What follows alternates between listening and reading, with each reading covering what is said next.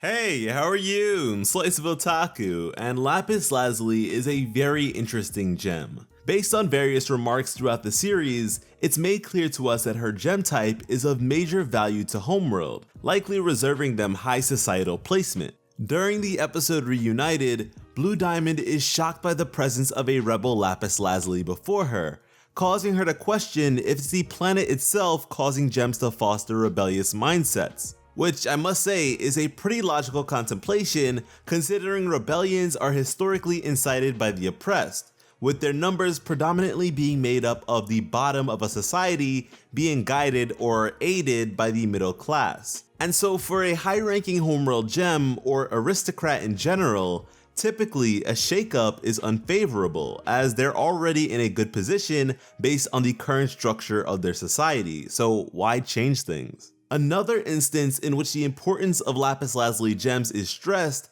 was also provided by the Diamonds in the episode That Will Be All. During her song, Yellow Diamond depicts the general structure of an invasion based on gem roles. She speaks of all soldier gems fighting wars for them, agates being terrifying, disciplining and keeping the soldiers in line, sapphires providing visions of the future, allowing for intel gathering and a basis for impeccable decision making, and finally, Lapis Lazuli gems with the ability to terraform and alter the environment to a diamond's liking. And so yeah, with that, we've established how important Lapis Lazuli gems are to Homeworld, but honestly, it's hard for me to imagine any besides the one that we know.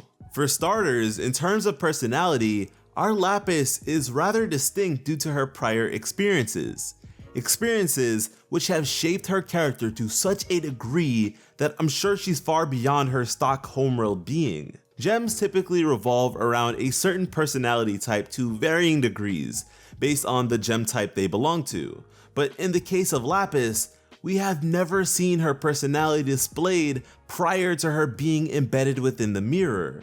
And so despite not being a rebel gem up until just recently, by being within the mirror for so long, Lapis has come to deviate so far from what your typical Lapis Lazuli is like, and with that, she may be viewed as an outsider to her own kind, becoming what I guess you could refer to as a mental off-color. Something else that interests me would be the presence of water. In the episode Room for Ruby, Navy questions what rain is, which makes me wonder just how common the presence of water on a desired planetoid is. And you know, it's my personal belief that despite Homeworld's loathing of organic life, they need organics, as planetoids with the presence of organic organisms are the best locations for gem creation, since the incubators drain what is essentially the energy required to sustain life from a planet to make new gems. And the reason you'd want to spread bias against organics would be to avoid attachment similar to that of Pink Diamond,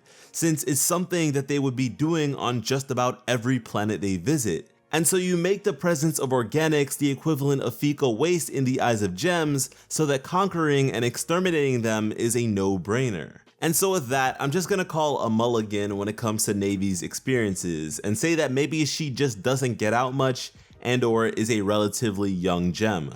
Something that Eyeball in fact mocks her peers over in the episode Back to the Moon. Because I mean, even on the Jungle Moon, there's rain and available water, so yeah. Anyways, because water frequents the planets that Homeworld desires, depriving the organic life of such a vital necessity almost instantaneously would be incredibly powerful.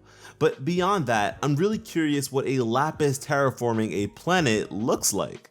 And while we're at it, something that has bugged me for a while when it comes to the idea of other Lapis Lazuli gems is gem placement. A signature ability of Lapis's beyond liquid manipulation would be her wings. Now, these wings extend from her gem and very much aid in her control of water and overall bodily conduct when the use of her powers is necessary, to the point where I couldn't imagine Lapis doing her thing without her wings. Despite this, it's known to us that gem placement isn't something readily decided by the gem creation process, which, if you ask me, could very well be tied to an inability or lack of desire to indefinitely suspend a gem's individualism, as gem placement is heavily associated with personality.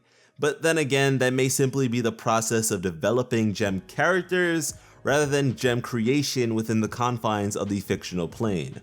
But anyways, getting back on track, a lapis gem without the capacity for flight just sounds incorrect. After all, water wings are not exclusive to lapis gems anyhow. Everyone's favorite little blue gremlin, Aquamarine, has her very own water wings. Meanwhile, her gem is located on her face. So with that, why are Lapis's wings treated as a projection from her gem? Now, this could very well be a design-based misstep, as the original concept of Lapis was concocted prior to even the beginning of the series. And I mean, as we've seen with the whole rose quartz actually being pink diamond thing, the crew sometimes charges onwards with older concepts despite their potential conflictions with later decisions, which can be pretty troublesome as the series is storyboard driven, meaning the course of things is continuously shifted, with many things being decided as they go along. Or if we are to make sense of this based on lore alone, Lapis could either possess an unnecessary trait or be outdated. Whatever the case may be, personally, when it comes to duplicate gem types, Lapis Lazulis are what I want to see the most. I feel as though there's a lot of writing potential there, as we the audience would be able to really see just how different Lapis truly is. And I think her reaction to that alienation would also be pretty interesting. I don't think Lapis's road to recovery is over just because she's a crystal gem now, not by a long shot, and if anything, what comes now could be some of the most engaging content we receive from her character.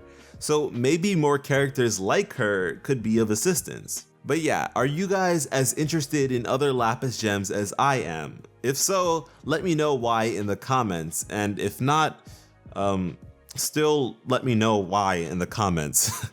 Thank you all so much for watching and have an awesome day. I love you.